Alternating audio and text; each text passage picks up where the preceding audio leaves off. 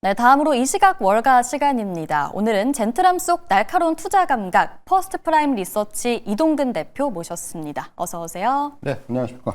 네, 안녕하십니까. 자, 일본의 국채 흐름 이야기를 해보겠습니다. 일본은행이 기준금리를 0.75%로 올리겠다라고 발언을 했고, 정부도 용인하겠다라는 보도가 나오면서 10년물 국채 금리가 18년 만에 최고치로 올랐는데요. 엔화, 이 엔캐리 청산에 대한 우려는 커지는 것 같습니다. 어떻게 보세요? 사실 이제 10년물이 말씀하신 대로 18년 만에 최고치 기록했고요. 20년물 같은 경우도 2.94%까지 오르면서 1999년 이후 최고치예요. 30년물은 3.45%. 이건 사상 최고치입니다. 그러니까 10년물, 20년물, 30년물이 다 같이 지금 강하게 올랐다라는 부분. 네. 그리고 엔화가 달러 대비해서 한 0.8% 정도 급등을 했고요. 독일과 미국의 국채 금리도 동반 상승을 했습니다. 그러니까 한마디로 얘기해서 글로벌 채권 시장이 변동성을 확대하고 있다. 이렇게 말씀드릴 수가 있을 것 같아요. 결국은 지금 그 시장에서 우려하는 건 역시 말씀하신 대로 엔캐리 청산에 대한 우려입니다. 작년에 한번 보여준 바가 있거든요. 네. 2024년 8월에 이제 일본 중앙은행이 금리를 올리면서 니케이 225가 하루에 12.4%가 빠졌어요. 그러니까 이게 니케만 빠진 게 아니고 그때 글로벌 증시가 다 같이 안 좋았죠. 그러니까 뭐 사실 작년 8월이 상당히 좀 우리가 좀 그런 기억이 있기 때문에 사실은 이러한 또 흐름, 이러한 양상이 좀 재현되지 않겠는가라는 지금 우려들이 시장에는 분명히 존재하고 있는 거고요. 그러니까 일단 채권 시장이 지금 먼저 움직이는 것이 그런 부분들을 반영하고 있다 이렇게 말씀드릴 수가 있을 것 같습니다. 결국 근데 이제 한편으로는 저는 사실 작년하고 지금의 상황은 좀 다르다는 생각이 들어요. 네. 그러니까 어떤 점이냐면은 작년 같은 경우는 사실은 엔캐리 청산을 촉발시키는 엔화 선물의 환 매도 포지션이 굉장히 많았어요. 그러니까 그 당시에 한 10만 계약이 넘었거든요. 네. 그런데 지금의 상황을 보면은 환 매수 포지션이 한 4만 6천 계약이에요. 그러니까 지금은 사실 이것만 놓고 보면은 그러니까 엔이 지금 작년엔 숏이었고 지금은 롱인 상황인 거예요. 네. 그렇게 되면은 사실은 이런 엔캐리 청산에 대한 부담이 상당히 좀 줄어들 수가 있다라는 거예요. 또 하나는 뭐냐 하면은 이번에 사실은 작년에는 기준금리 인상을 굉장히 기습적으로 했어요. 그러니까 사전에 뭔가 얘기가 없었습니다. 네. 그러다가 이제 기습적으로 인상을 했지만은 요번에는 사실은 뭐 이미 우에다 총재가 얘기를 했지 않습니까? 그쵸. 한번 이제 선전포고를 했고, 예고를 했죠. 네. 예고를 했고, 그리고 뭐 지금 과정에서도 이전에 한 2번 정도의 일본 은행의 그 금통위를 보면은 그때도 이제 금리 인상을 주장하는 위원들이 1명, 2명씩 나왔었어요. 그러니까 무슨 얘기냐면은 이미 충분히 시장이 금리에 대한 인상을 반영시킬 수 있는 시간을 줬다라는 거예요. 그러니까 보통 이렇게 이제 미리 좀 어느 정도 선반영이 됐을 때는 시장의 발작이 일으킬 요인들이 제거가 되는 거죠. 이런 부분들이 좀 다르다는 거고요. 네. 결국은 지금 또 하나 이제 저는 더 꼽자면은, 그러니까 지금은 사실은 일본의 어떤 대외 투자의 비중을 볼 때는 엔캐리 청산 대상으로 보기 어려운 직접 투자가 증가를 하고 있다는 거예요. 이건 사실 어떻게 보면 트럼프 대통령의 공이기도 한데, 네. 그러니까 트럼프 대통령이 지금 관세를 가지고 이제 무기로 투자를 유도하다 보니까 일본 자금들이 직접적인 투자 형태로 지금 미국에 들어가는 자금들이 굉장히 많다라는 겁니다. 네. 그러니까 결국은 이것이 지금에 그치지 않고 향후에도 대미 투자가 지속될 거란 얘기예요. 그러면 사실 이런 자금들은 설사 이제 일본의 금리가 오른다고 그래도 다시 돌아오지 않습니다, 절대로. 그러니까 어떻게 보면 지금 보면은 일본의 어떤 그런 투자 포트폴리오에서 사실은 그동안은 신흥국의 비중이 높았고, 신흥국이 왜냐면 금리가 좋았으니까. 그러니까 신흥국의 비중이 높았고, 미국의 비중이 상대적으로 낮았는데 지금을 보면은 이제 신흥국의 비중이 줄어들고 미국의 비중이 늘어났다는 거죠. 그러니까 보통 이제 이렇게 되면은 사실은 과거처럼 투자 자금이 급격하게 이제 회귀를 한다든가 이런 어떤 연결고리가 지금은 느슨해졌다라는 거예요. 예, 그렇기 때문에 사실은 과거와는 좀 다른 형태의 이번에 금리 인상이 나오더라도 사실은 저는 엔캐리 트레이드에 대한 부분들에 대해서 지나친 우려를 할 필요는 없는 것이 아닌가 하는 생각이 들고요. 그리고 또 하나 제가 항상 드리는 말씀인데 보통 이제 이렇게 엔캐리 우려가 있을 때 막상 엔캐리 그 트레이드 때문에 장이 빠지지 않아요.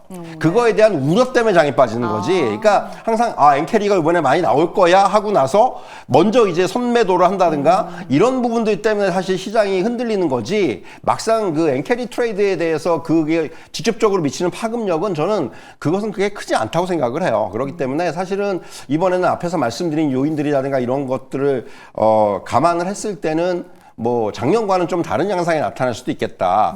좀 이런 말씀도 한번 드려보도록 하겠습니다. 네, 뭐 현재 이 직접 투자의 비중이 늘어난 점이라던가 뭐 BOJ가 예고를 또 하기도 했고 또 엔화에 대한 포지션까지 생각을 해봤을 때 2024년과는 다르다라고 정리를 해볼 수 있을 것 같은데요. 또 보니까 일본의 30년물 국채 입찰 호조 나왔더라고요. 네. 2019년 이후에 최고 수요였다라고 하면서 30년물 국채 금리는 좀 안정되는 모습을 보였는데 이것도 좀 긍정적인 시그널이겠죠, 그렇죠. 대표님? 그러니까 지금 여전히 그러니까 그 일본 국채에 대한 수요는 여전히 견조하기 때문에 네. 이런 부분들도 어느 정도 이런 그 금리를 좀 안정시킬 수 있는 그런 요인으로 작용할 수 있다. 이렇게 좀 말씀드릴 수가 있겠습니다. 네, 알겠습니다. 엔캐리 청산에 대한 우려 관련해서 이야기를 좀 먼저 나눠봤고요.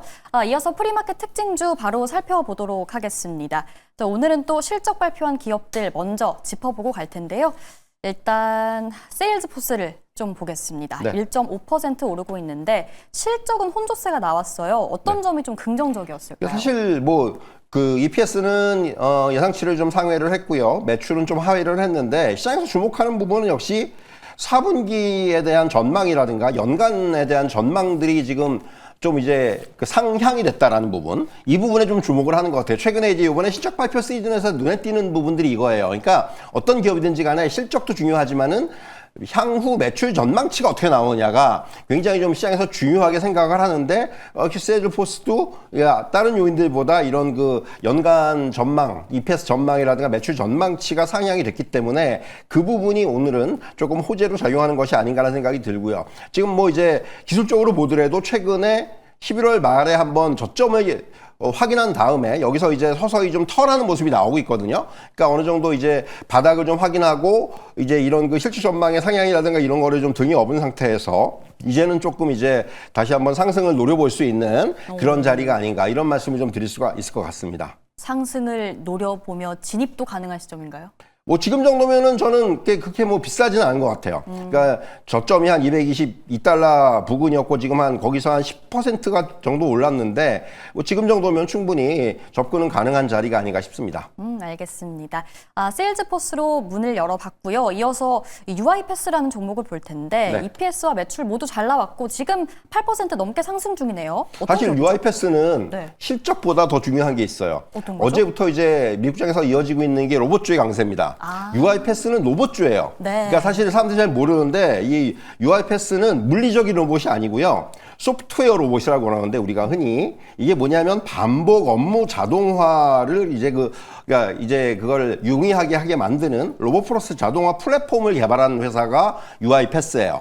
그러니까 이건 그러니까 우리가 얘기하는 이 어떤 그 물리적인 로봇은 아니고, 그러니까 어떤 자동화 업무에 최적화된 그런 그 플랫폼을 만드는 회사이기 때문에 이것을 흔히 로봇주로 분류를 합니다. 네. 그래서 이제 오늘 지금 장전에 8% 이상 오르고 있는데 이건 사실은 저는 실적도 실적이지만은 지금 이제 로봇주에 대한 어떤 그런 흐름이 조금 이제 그 상승세를 키우고 있는 것이 아닌가 이렇게 좀 분석을 할 수 있을 것 같습니다. UiPath는 또 뭐 심보틱 같이 오르고 뭐 리치텍 오르고 맞아요. 함께 묶여서 또 예. 로봇주로 올라가는 모습 보여주고 있고요. 네.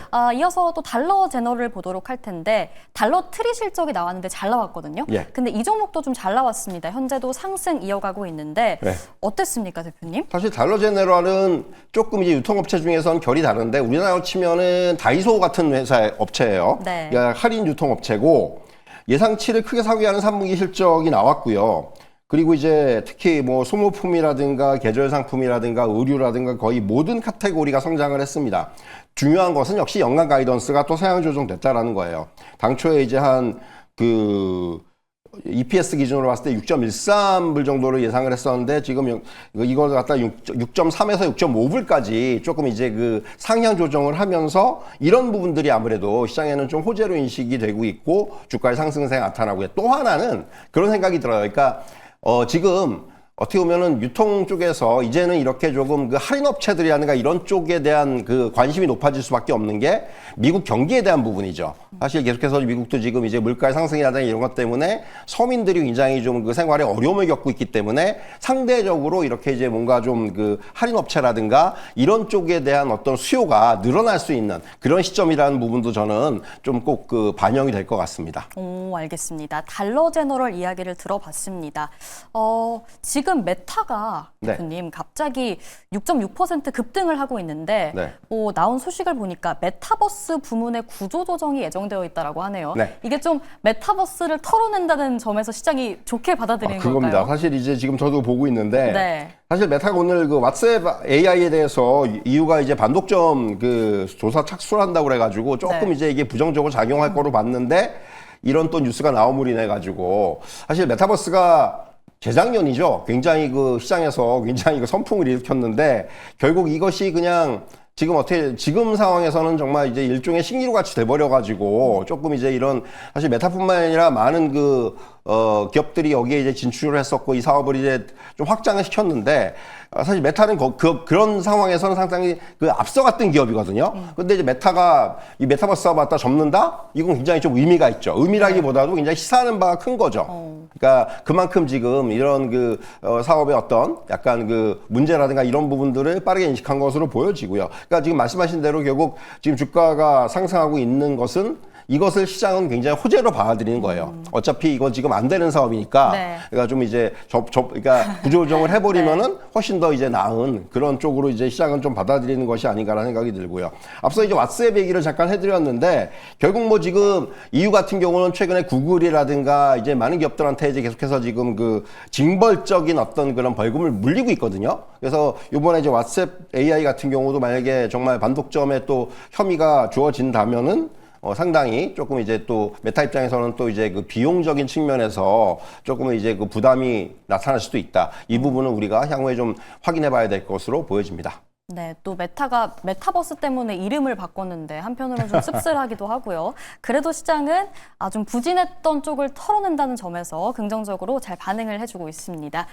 자, 바로 이어서 코스트코를 볼 텐데요. 11월 매출이 나왔는데 뭔가 좀 안 좋았나 봐요, 대표님. 빠지고 있네요. 사실 이제 11월 매출이 그러니까 미국도 그렇고 전 세계적으로 봤을 때 동일 매장의 매출이 예상치를 하회했어요. 그러니까 이것이 약간 앞에서 이제 저희가 달러 제네럴을 말씀드렸는데 달러 제네럴하고 좀 대비되는 것이 아닌가라는 생각이 들어요. 그러니까 말씀드린 대로 지금 이제 뭔가 이런 서민층이 느끼는 체감 물가라든가 경기가 좀 부진하니까 네. 상대적으로 할인점 쪽에 조금 이제 지금 쏠림이 나타나고 코스트코 같은 회사들, 업체들은 아무래도 여기에 좀 영향을 받는 것이 아닌가. 물론 이거는 이제 11월뿐만이 아니라 향후에도 조금씩 이제 이런 좀 더 이제 지표들을 봐야 되겠지만은 일단은 조금 이 부분을 한번 확인해 봐야 될 것 같고요. 지금 화면에 나오고 있습니다만 일단 전체 매출은 증가를 했어요. 동일 매장에 대한 매출은 예상치를 하회했는데 그래서 이제 11일 날 실적 발표되는 것을 보고 그 실적에서 어떤 뭐 EPS라든가 매출 전망치라든가 이런 부분들을 보면서 다시 한번 또 그때 또 이제 말씀을 드릴 기회가 있을 것으로 생각이 됩니다. 네, 또 달러트리나 달러 제너럴과 다르게 코스트코의 실적은 어떻게 나와줄지 한번 꼼꼼히 지켜보도록 하겠고요. 마지막으로 마이크론 이야기를 좀 해보겠습니다. 네. 마이크론도 어떤 브랜드 사업에서 철수를 했다라는 소식이 전해졌는데 이게 정확히 좀 어떤 사업일까요, 대표님? 그러니까 사실 이건 한마디로 말씀드리면은 소비자용 메모리 사업을 접는 거예요. 네. 그러니까 그리고 이제는 그야말로 AI 칩 경쟁에 집중을 하겠다라는 이제 그런 거죠. 그러니까 지금 뭐 아시겠지만은 마이크론 테크놀로지가 삼성전자, SK하이닉스하고 HBM 쪽에서의 어떤 3강 구도를 형성하면서 굉장히 치열한 경쟁을 벌이고 있는데 그러니까 어떤 지금 이렇게 이제 HBM 관련한 수요의 급증이 메모리 업계의 판도를 지금 바꾸고 있다 이렇게 말씀드릴 수 있겠고 마이크론 입장에서 사실은 지금은 이제 우리가 얘기하는 HBM4가 이제 상용화되는 과정에서 상대적으로 SK하이닉스나 삼성전자보다 뒤처질 수가 있어요. 지금 현재는 이제 HBM3까지는 SK하이닉스가 1위고 마이크론이 2위인데 지금 삼성전자가 아마 HBM4에서는 마이크론을 누를 가능성이 커요. 그렇게 되면 마이크론 입장에서는 상당히 여기서 조금 이제 타격을 받을 수가 있기 때문에 네. 이런 쪽에서 어떤 경쟁을 그 굉장히 좀 이제 그 제대로 하기 위해서 지금 나오는 대로 소비자 브랜드를 접고 AI 칩에 좀 집중을 하겠다. 이런 아마 계획을 세운 것 같고요. 뭐 사실 뭐 이것이 어떻게 보면 굉장히 마이크론 입장에서는 저는 잘한 결정이라고 생각을 합니다. 그래서 이제 정말로 이제 HBM에서의 어떤 진검승부가 나타나지 않겠는가 이렇게 말씀드릴 수가 있을 것 같습니다. 네, 오늘 또 한 분야에 집중을 하기로 한 메타와 마이크론의 주가 현재는 엇갈리고 있는데 마이크론의 향후 전망은 어떻게 될지 좀 함께 지켜보도록 하겠습니다. 자, 그럼 또 오늘의 종목픽 바로 볼 시간입니다. 우선 종목 리뷰로 시작을 해보도록 할 텐데요. 오늘 어떤 종목 살펴볼까요? 네, 크리도 테크놀로지가 지금 굉장히 많이 올랐어요, 사실은. 제가 알기로는 지금 이게 목표가가 165달러였는데 지금 이게 200달러를 넘어갔다가 이제 185달러이기 때문에 뭐 지금 가격으로만 봐도 거의 한 30% 이상의 수익이 났는데 네. 그러니까 결국 이거는 말씀드린 대로 2분기 실적이 워낙 잘 나왔잖아요. 그쵸. 그러면서 이제 그 부분이 지금 IB들도 목표가를 올리고 있고 하기 때문에 그런 부분들이 아무래도 주가가 상승하는 가장 큰 어떤 모멘텀이 아닌가 생각이 들고요. 뭐 더군다나 이제 아시겠지만 AI 컴퓨터를 연결하는 고성능 케이블을 하는 회사지 않습니까? 그러니까 지금 뭐 AI 그 붐의 수혜를 가장 좀 크게 받을 수 있는 그런 업체가 아닌가라는 생각이 들어요. 그래서 뭐 저는 뭐 어느 정도 수익이 났기 때문에 뭐 이런 부분들은 좀 차익을 실현하시는 그런 전략도 충분히 지금은 좀 우리가 생각해 볼 수가 있다. 이런 말씀을 좀 드리겠습니다. 네, 또 도전 종목답게 수익률 50% 가까이 나와줬는데요. 목표가는 훌쩍 뛰어넘었습니다. 차익 실현하고 나오셔도 되겠다라는 의견 확인해 보시면 좋을 것 같고요.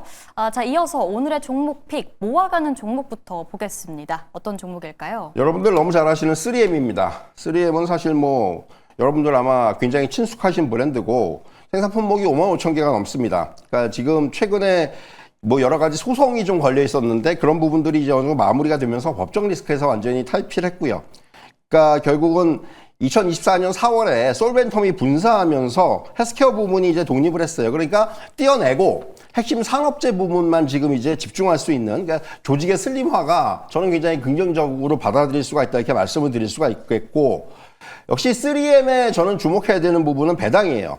3M은 100년 넘게 배당을 지속해 왔습니다. 그러니까 2024년 2분기부터는 배당을 0.70으로 올렸다가 분기당 올해 1분기에는 0.73달러로 올렸어요. 그러니까 지금 계속해서 배당이 늘어나고 있다는 부분. 그러니까 아마 그런 부분들 내년에는 또 배당률을 또 올릴 수도 있기 때문에 역시 이제 장기적인 투자 관점에서는 가장 좀 적합한 종목이 아닌가라는 생각이 들고요. 그리고 지금 자체가 밸류에이션이 낮아요. 역사적으로 평균 대비 낮은 밸류에이션입니다. 그렇기 때문에 향후에 또 리레이팅의 여지가 있기 때문에 그런 부분까지 고려한다면은 좀 길게 가져가셔도 되는 종목이다 이렇게 말씀드리겠고 주기는 주 1회 그리고 기간은 5년 이상으로 제시해 드리도록 하겠습니다.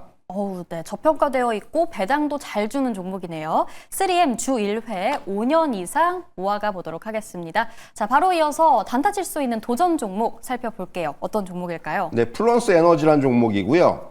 그러니까 지금 이게 미국 유틸리티 기업인 AES하고 독일 지멘스가 합작해서 이제 만든 회사인데 ESS 전문 기업이에요. 그러니까 최근에 가장 핫한 그런 쪽에 이제 테마를 가지고 있다고 보시면 될 것 같고 결국은 뭐 아시겠지만 이제 에너지 사용량의 증가라든가 과부하 우려라든가 이런 부분 때문에 지금 ESS는 굉장히 지금 확산이 되고 있는 그런 이제 지금 상황이고요. 그래서 이제 이런 회사들은 성장성이 굉장히 높다고 볼 수가 있을 것 같아요. 일단 요번에 실적이 되게 안 좋았음에도 불구하고 지금 시장은 오히려 실적보다는 회사가 제시하는 긍정적인 미래에 대해서 지금은 오히려 더 점수를 높이 주고 있는 거예요. 그러니까 4분기에만 14억 달러 이상의 신규 주문을 확보를 했고 그리고 이제 지금 보면은 또 이제 유럽 최대 규모의 배터리 저장 시스템 프로젝트도 수주했기 때문에 이런 것들에 점수를 주면서 주가는 오히려 올랐어요. 네. 이제 그런 부분에 주목을 해야 될 것 같고 그러니까 수주 잔고를 보면은 향후에는 분명히 실적은 턴어라운드 할 것으로 보여지고요. 그래서 뭐 지금 정도면은 충분히 접근이 가능한 자리가 아닌가 싶습니다. 그래서 매수가는 19달러에서 20달러 수준, 목표가는 23달러, 손절 라인은 17.5달러로 제시해 드리도록 하겠습니다. 네, ESS 에너지 저장 장치 상당히 유망한 분야죠. 관련해서 수혜를 받고 있는 플루언스 에너지가 오늘의 도전 종목입니다. 19에서 20달러 매수가고요. 목표가는 23달러, 손절가는 17.5달러. 전략에 참고해 보시면 좋을 것 같습니다. 네, 오늘 저희가 준비한 내용은 여기까지입니다. 이제 5분 뒤 미증시 개장하는데요. 성투하시고요. 저희는 내일 이 시간 다시 뵙겠습니다. 함께해 주셔서 고맙습니다.